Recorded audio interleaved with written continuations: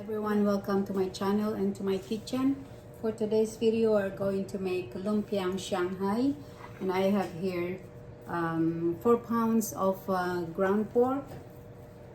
I have 1 cup of red bell pepper. I have 1 cup of celery, 1 cup of onion, chopped onion, and 1 cup of carrots. I have what do you call this one? Green onions. I have green onions too. 1 cup of green onions, and I have shrimp. I put this in the food processor, but you can also chop it. This is only like 10 pieces of shrimp, so I have to add it into the ground pork, and I'm gonna add everything in there. Gonna put the celery, the green red bell pepper, and the onion.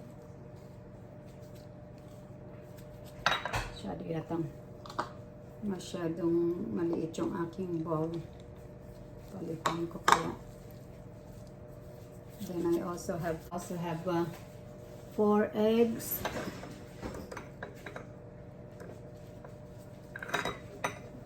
Masyadong maliit yung aking bowl. Palitan ko naman ito.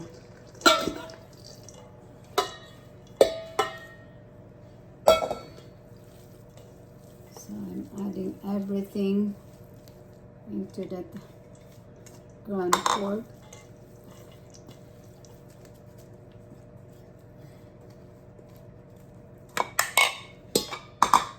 The onion.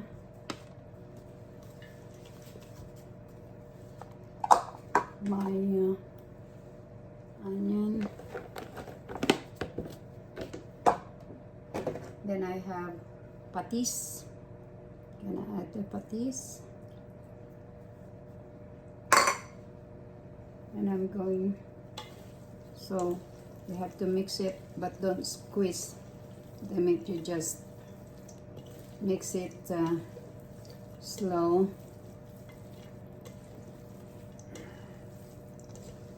Huwag niyong pipigain kasi magtutubig yung.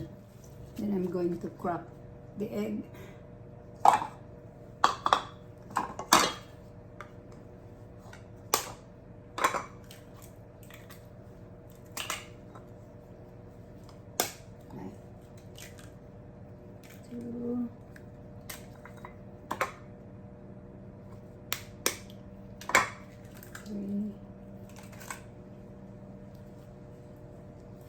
And put the egg in there. 4. I'm going to put 4 eggs.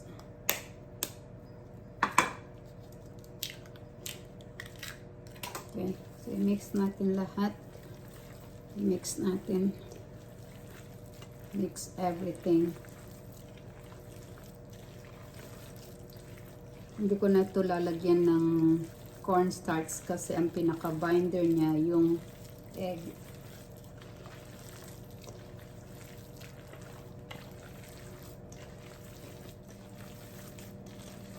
So, pwede nang gawing bola-bola.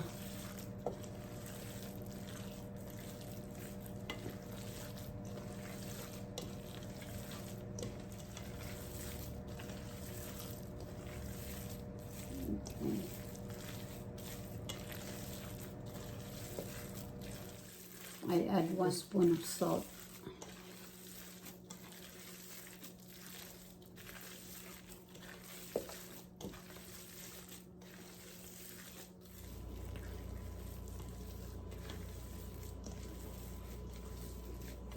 Okay. Pwede kayong maglagay ng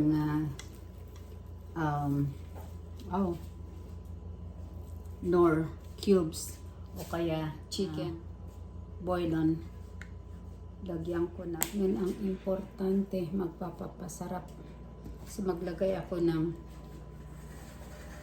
1 tablespoon of paminta.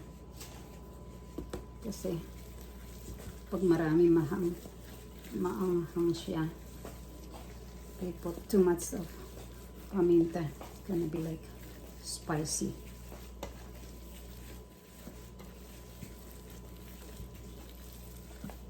Okay, so okay na yan. Balutin na natin. Meron ako ditong wrapper. Spring roll pastry. Yung maliit. Lagyan ko siya ng wet paper towel para hindi siya mag-dry. Meron akong paste, yung flour. Yung paste niyo pwedeng flour, pwedeng egg, or pwedeng cornstarch. Pero ang gagamitin ko is flour na inano ko ng water. Okay. Kita ko sa inyo paano pag balot. Ganyan. 1 teaspoon.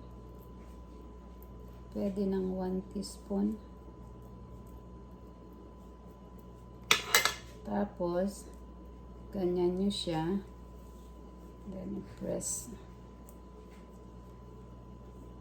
Lagyan nyo nito para hindi siya yung paste. Then, fold dito. Fold dyan. Lagyan ng paste para hindi siya bumuka. Depende sa inyo kung gusto nyo ng maraming palaman. Pero ako, pwedeng manipis. Pwedeng konti lang. Pwedeng marami.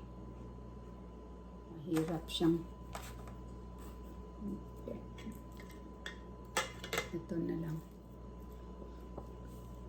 Ito, pwede mong ilagay sa after na balutin mo, put inside the freezer, i-freeze mo siya, and then ilagay mo sa ziplock. Ilagay mo muna dito sa baking dish with lined with parchment paper, tapos yung lumpia ilagay mo dyan, put in the freezer pag na frozen na siya, and then put in a ziplock bag para hindi magdikit-dikit.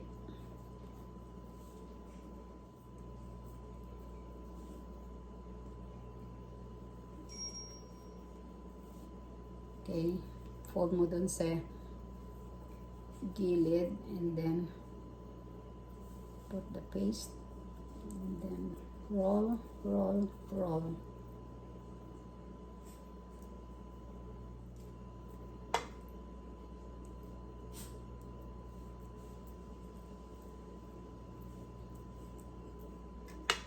Okay, fold mo ganyan, then press, put the seal, roll, fold mo sa gilid,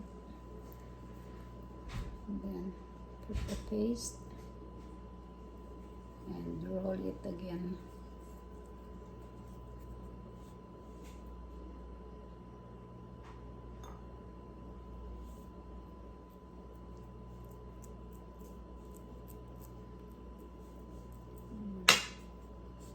Fold mo, press mo siya, then roll, fold the edge, and then roll.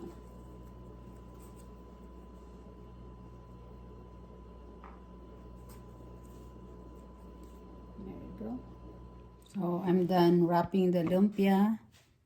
I put in the freezer and then put it in a Ziploc bag, so when I'm ready to fry, I'll just defrost some of the frozen lumpia. 350 yung init niya. Hanap lumabas ng 350, pwede nyo i-adjust ulit.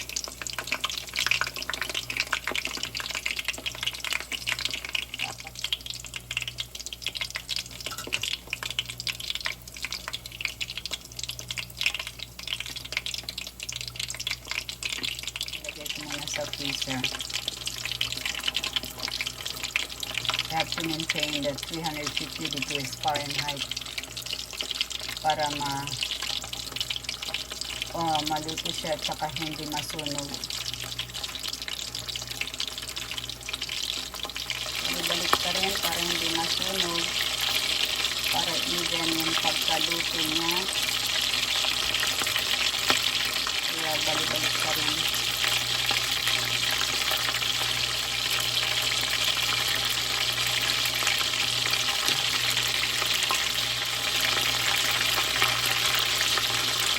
Ito pala nilagyan ko ng garlic kasi nakalimutan ko yung garlic. Hindi ko na-mention doon sa nung ginagawa, nung minimix ko. I forgot to mention it.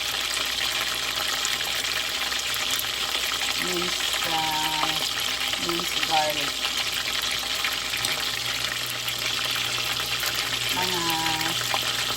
Lagyan nyo ng maybe 1/4 cup of minced garlic. Pwedeng gusto nyang lagyan ng mas marami para mas mabango siya. Ground pork. Kung marami, pwede mong gamihan din ng garlic, minced garlic.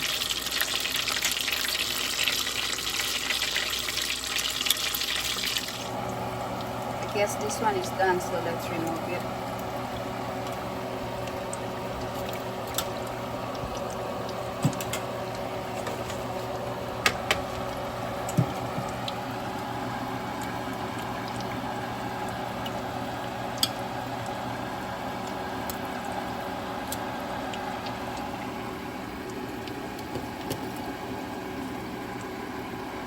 I'm done cooking the Shanghai lumpia.